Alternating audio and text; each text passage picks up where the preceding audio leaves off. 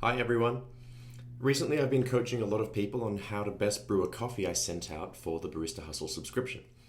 There wasn't much, only 60 grams, and there was a fair bit of anxiety about how to get the most out of the coffee before it was gone. A few people were curious as to why I recommended drip instead of immersion, assuming I liked the flavor of drip more. The real reason was because drip is actually much more efficient. With the same amount of coffee beans, you'll be able to make more brews and tweak more variables, increasing your chances of success.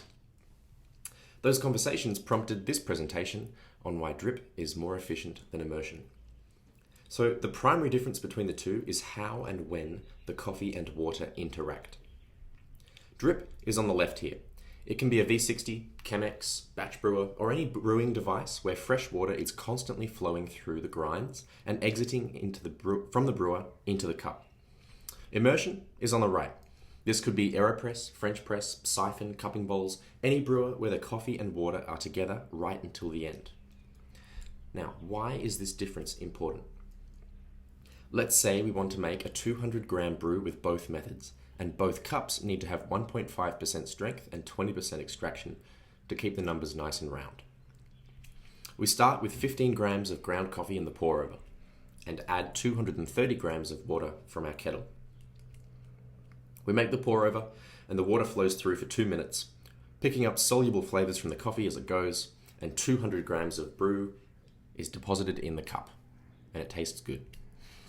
Now 30 grams of water is left behind because those 15 grams of ground coffee soak up twice their weight in water. This number can change according to the coffee, grinder, and the roast, but for today, we're going to call it 2 to keep the math simple. Our brew hit 1.5% strength and 20% extraction, just what we wanted. So let's do the same with an immersion brewer. 15 grams of ground coffee, 230 grams of water, brew it for 2 minutes or whatever, just like the pour over, and push it all out. 200 grams of coffee is now in our mug, and our grounds are holding 30 grams of coffee, just like last time. Except, it's only at 1.08% strength. Everything was the same, except our strength is now 0.42% lower. Herein is the main difference between immersion and drip. The water that's left behind in the immersion brew's grounds, in here, this 30 grams, is actually at a much higher strength than it was in the drip coffee, because it was sitting with the grinds the whole time and is now the same strength as the coffee liquid that was pushed out or decanted out of the brewer. With the drip brew, that 15 grams of ground coffee is only tasked with bringing 200 grams of water up to our brew strength. With the immersion brew, we're asking those 15 grams of coffee to make 230 grams of brew at the same strength. And it's not magic, so it can't. Therefore, the strength has to be lower with immersion. Another way to think about it is this. We just brewed the same cup of coffee with 230 grams of water to start off with, and we aimed for 200 in each of the cups, except with the immersion brewer on the right here, we added in another 30 grams of water. So just like an Americano or a long black, when you add water to the coffee, it's going to dilute it and reduce the strength. So what do we have to do to make both brews identical? Well, we need to add more coffee to the immersion.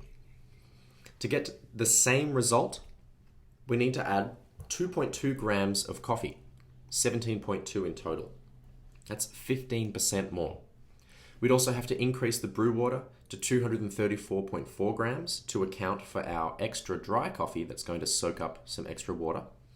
And this would allow us to make 2 identical brews.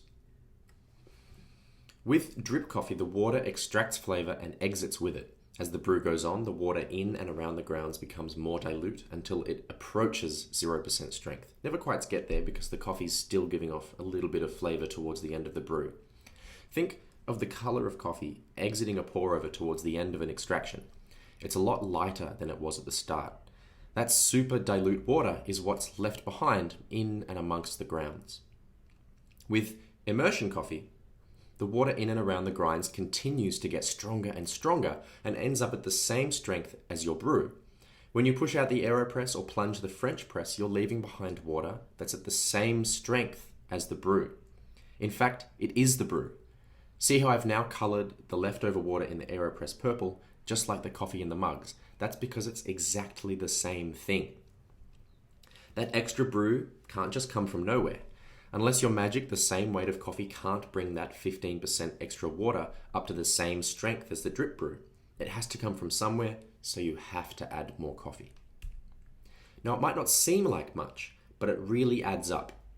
Let's do some math to drive it home. To make a 200-gram cup of drip coffee, you need 15 grams of grounds, and if you're using an immersion brewer, you need 17.2. If you're making 500 cups of coffee a day, every day of the year, and the coffee beans cost US $23 a kilo or $50 a pound, you'll save $9,235 doing it with a dripper. Not to mention the water and electricity costs. This is one of the most compelling arguments for using batch brewers at high volume. Looking at it another way, if you're starting with the same amount of coffee grinds for both methods and making 500 cups per day all year, you'll be producing 5,000 litres or 25,000 more cups of drip coffee. So long story short, you need to use about 15% more coffee when brewing with immersion, which means drip wins the efficiency race by a country mile. This presentation is brought to you by baristahustle.com and myself, Matt Perger. Barista Hustle is a community of coffee professionals and enthusiasts looking to push the boundaries of coffee together. Join us in the Barista Hustle private Facebook group for discussions, sign up to the weekly email list to stay up to date with the latest news and ideas in coffee, or subscribe to the coffee subscription to receive an envelope of rare and beautiful coffees from around the world each month. Thanks for watching.